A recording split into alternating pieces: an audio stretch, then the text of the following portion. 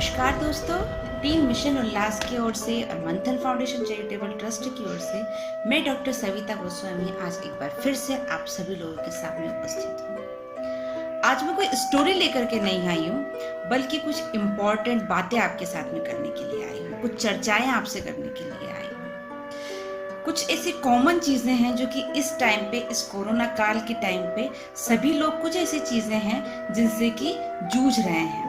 Health का जो issue है वो तो दूसरी चीज़ है, वो तो सब लोग जो उससे अफेक्टेड हो रहे हैं उनके साथ में हो ही रहा है, लेकिन उससे बड़ी जो प्रॉब्लम इस टाइम पे बनी हुई है वो है स्ट्रेस।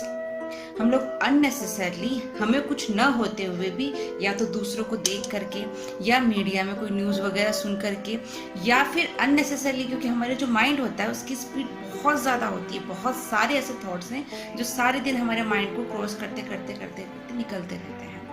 तो इस टाइम पे इस स्ट्रेस को कैसे मैनेज किया जाए, और सबसे बड़ी प्रॉब्लम हमारे साथ में ये आ रही है कि इस चीज़ को लेकर के हम अवेयर ही नहीं है कि हमें कुछ, हमारा जो माइंड है उसकी जो स्टेबिलिटी होनी चाहिए वो नहीं है। क्योंकि जब तक आप कीप माइंड नहीं रहेंगे, आप काम नहीं रहेंगे, तब तक न तो हम किसी और के लिए कुछ कर सकते हैं और ना ही हम अपने आप को स्वस्थ रख पाएंगे। तो कुछ आज का ये जो कुछ टिप्स मैं आपको बताऊंगी, और इस टिप्स को बताने से पहले एक छोटा सा साइकोलॉजी का एक मेथड होता है, या फिर एक बेस मान सकते हैं आपको स्ट्रेस मैनेजमेंट का, कि हम स्ट्रेस मैनेजमेंट कैसे करें। साइंटिफिकली जब इसको देखा जाता है तो हमें स्ट्रेस जब भी होता है, कोई भी चीज़ आई हमारे माइंड में, सपोज करो जैसे कोरोना का काल चल रहा है, हमारी फैमिली में किसी की डेथ हो जाती है, हम खुद बीमार हो जाते हैं, या कोई और चीज़ आई है हमारे सामने, किसी भी चीज़ का कोई स्ट्रेस हमारे माइंड में जैसे ही होता है, तो उस स्ट्रेस का जो रिएक्शन हमारी बॉडी के अंदर होता है उसमें कार्टिसोल हार्मोन जो रहता है वो बढ़ जाता है। कार्टिसोल हार्मोन जो कि हमारी एड्रेनलिन ग्लैंड से निकलता है, उस हार्मोन के बढ़ने की वजह से कई सारे कॉन्सिक्वेंसेस होते हैं।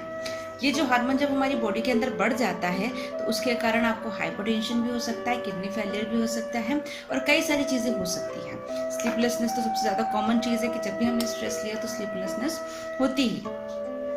तो इस चीज़ को हम कैसे ओवरकम करें, इसका कोर्टिसोल हार्मोन जो है इसको हम कम कैसे कर सकते हैं। तो उसको कम करने का एक बहुत ही सिंपल सा तरीका होता है, ऑक्सीटोसिन हार्मोन जो होता है, जो कि हमारे पिट्यूटरी ग्लैंड से निकल रहा है, उसको हमें बढ़ाना होता है। अब ऑक्सीटोसिन हार्मोन को हम कैसे बढ़ाएंगे, क्योंकि हम डायरेक्ट ऐसे ऑक्सीटोसिन के इंजेक्शन तो ले नहीं सकते, हम मेडिसिन नहीं ले सकते उस चीज़ के लिए। तो हम ऐसा क्या करें कि कार्टिसोल जो है उसका लेवल कम हो हमारी बॉडी के अंदर और ऑक्सीटोसिन का लेवल बढ़े। तो उसके लिए सबसे ज़्यादा इंपॉर्टेंट चीज़ जो है कि ऑक्सीटोसिन जो है उसका राज ये होता है उसको बढ़ाने का, कि जब भी आप खुश रहते हैं तब आपका ऑक्सीटोसिन लेवल जो है वो बढ़ता है।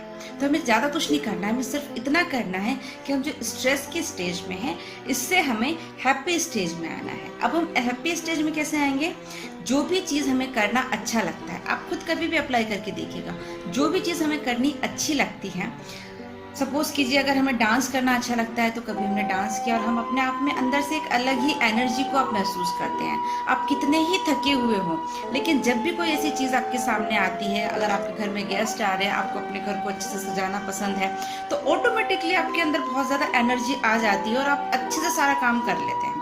वो काम इसीलिए कर पाते हैं क्योंकि उस टाइम पे आपका मन खुश है, और उस खुशी के कारण ऑक्सीटोसिन जो है वो ज़्यादा रिलीज होता है। और जब हमारी बॉडी के अंदर पॉजिटिविटी का लेवल बढ़ता है, आप मोबाइल का भी एग्जांपल लेकर के देख सकते हैं कि जब मोबाइल के अंदर बैटरी लो होती है तब वो कैसे वर्क करता है, और जब मोबाइल के अंदर बैटरी फुल होती है तब वो कैसे वर्क होता है। तो हमें पावर सेविंग मोड पे ना जाना पड़े, उसके लिए ज़रूरी है कि हमें ऑक्सीटोसिन लेवल जो है उसको नॉर्मल रखना है। उसके लिए हमें हमेशा खुश रहना है।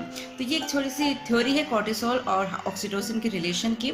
इसके बाद में हम आगे बढ़ते हैं कि कुछ और बेसिक चीज़ें हैं जिनको करके और हम अपने आप को भी खुश रख सकते हैं और अपने आसपास के एनवायरनमेंट को भी। सबसे फर्स्ट पॉइंट आता है breathing exercise. Breathing exercise, pause, breathe and relax. हम सभी लोगों को अच्छे से पता है, डीप ब्रीथ करेंगे, होल्ड करेंगे और रिलैक्स किया, लेकिन ये करते हुए हमें सिर्फ breathe in and breathe out नहीं करना है, हमें उसके साथ में एक थॉट लेकर के चलना है कि जब भी हमने ब्रीद इन किया तो हमने पॉजिटिविटी को अंदर एंटर करवाया, और जब भी हमने ब्रीद आउट किया तो जितनी भी हमारे अंदर की नेगेटिविटी है वो सब नकारात्मकता हमारे शरीर से बाहर निकल रही है। इस चीज को फील करते हुए हमें ब्रीदिंग एक्सरसाइज करनी है, तब वो हमें रिजल्ट देगी।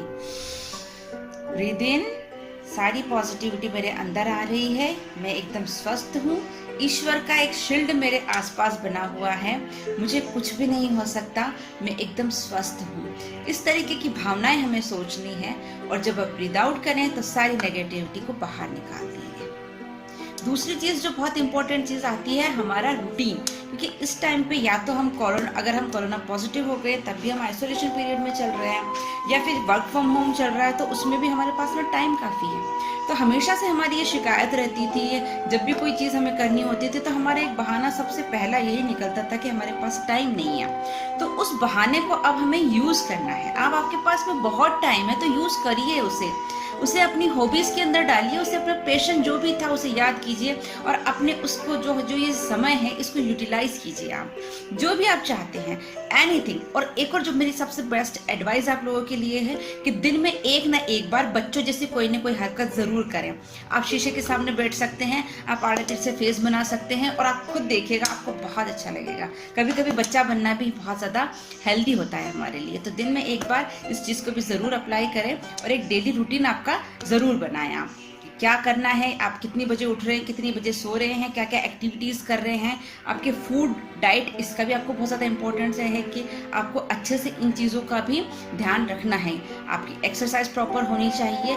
इस तरीके से एक डेली रूटीन जब आपका फिक्स बन जाएगा तब भी आप स्ट्रेस को काफ़ी अच्छे से मैनेज कर पाएंगे।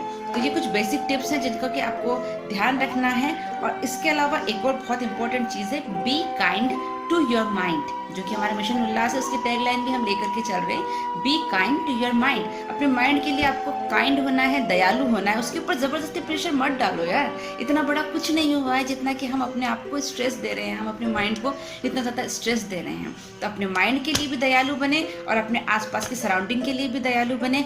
जिन्हें भी जब भी आपके साथ की ज़रूरत है उन्हें सपोर्ट कीजिए, क्योंकि जब साथ देगा सारा इंडिया तो फिर से मुस्कुराएगा इंडिया। मैं डॉक्टर सविता गोस्वामी आज की इस वीडियो में अभी आपसे विदा लेती हूँ और आप सभी लोगों से रिक्वेस्ट है, अगर आपको वीडियोस अच्छी लगती हैं तो इन्हें लाइक कीजिए, शेयर कीजिए और ऑफ कोर्स चैनल को सब्सक्राइब कीजिए ताकि आपको नई नई वीडियोस मिलती रहें। Thank you.